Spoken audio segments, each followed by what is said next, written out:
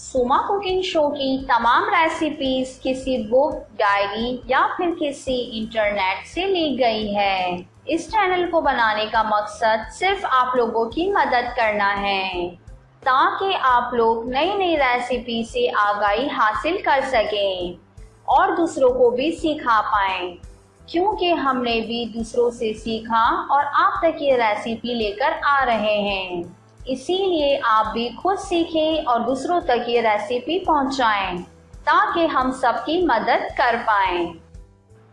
अस्सलाम वालेकुम वीवर्स, तो कैसे हैं आप? मेरी बहुत सारी दुआएं आप लोगों के साथ हैं एंड मुझे भी अपनी दुआओं में याद रखना। मैं हूं आपकी होस्ट सुमा और आप देख रहे हैं सुमा कुकिंग शो। आज की इस रेसिपी में हम आपको बता रहे हैं कि पनवेल बीफ किस तरीके से बन सकता है। नाम तो इसका बड़ा ही अजीब है, लेकिन जान लेते हैं कि इसके लिए किन किन चीज़ों की ज़रूरत पड़ सकती है। इसके लिए हमें चाहिए अंडरकट एक बड़ा टुकड़ा आधा किलो, शिमला मिर्च 1 अदद, गाजर 1 अदद, सफ़ेद सुरका 2 खाने के चमचे, वेस्टर सॉस 2 खाने के चमचे, नींबू के छिलके कद्दूकश करे हुए आधी चाय का चमचा, पिसा हुआ लहसुन अदरक 1 खाने का चमचा, कुटी हुई काली मिर्च 1 खाने का चमचा, पिसा हुआ कच्चा पपीता 2 खाने के चमचे, नींबू का रस 1 चाय का चमचा, नमक हस्बे जायका, मक्खन 2 खाने के चमचे, तेल 4 खाने के चमचे, गाजर और सलाद के पत्ते सजाने के लिए। आगे बढ़ने से पहले मेरी आप तमाम देखने वालों से एक रिक्वेस्ट है कि अगर आप लोगों ने हमारे चैनल को सब्सक्राइब नहीं किया तो सबसे पहले आप हमारे चैनल को सब्सक्राइब कर दें एंड बेल के बटन को क्लिक कर दें ताकि आने वाली हर वीडियो की अपडेट्स आपको इजीली मिलती रहे। अब चलते हैं तरकीब की तरफ। सबसे पहले अंडरकट के टुकड़ों के दरमियान से चॉप कर लें कि ये किताब की तरह खुल जाए और किसी भारी चीज़ की मदद से हल्का सा कुचल लें। फिर प्याले में पपीता, नींबू के छिलके और सुरका, लहसुन अदरक, काली मिर्च और नमक मिला लें और इसे अंडरकट पर लगाकर 1 से 2 घंटे के लिए छोड़ दें। 1 से 2 घंटे के रखने के बाद शिमला मिर्च, गाजर को बारीक काट लें और अंडरकट को खोलकर इसके दरमियान में मक्खन, वेस्टर सॉस की तेल लगा दें। फिर इसमें गाजर और शिमला मिर्च अराके खोकर लपटी और किसी डोरी से बांध दें ताकि ये खुलने ना पाए और बड़ी खुले मुंह की देगची में तेल गरम करें और हल्की आंच पर अंडरकट को 15 मिनट तक पका लें।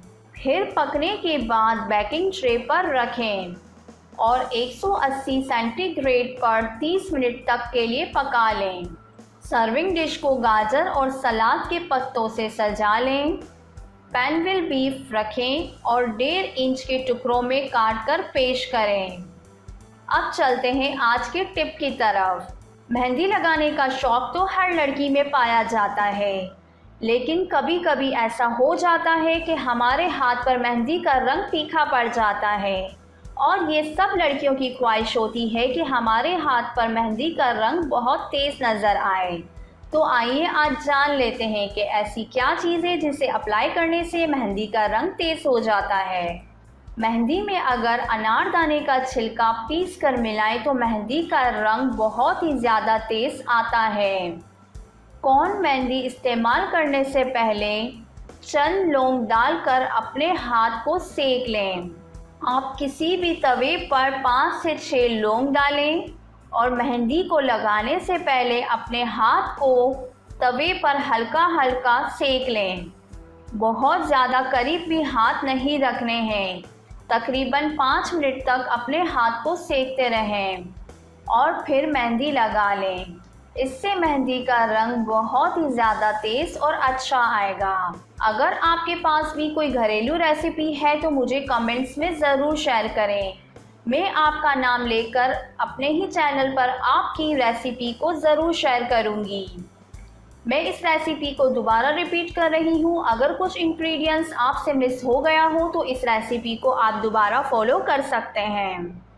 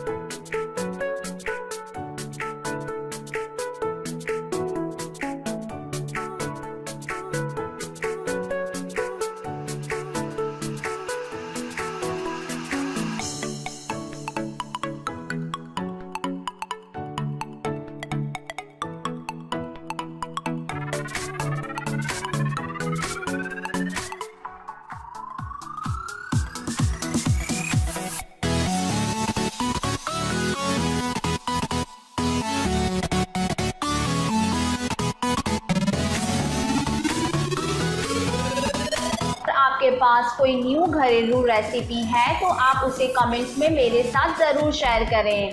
मैं आपका नाम लेकर उस रेसिपी को अपने चैनल पर ज़रूर अपलोड करूँगी।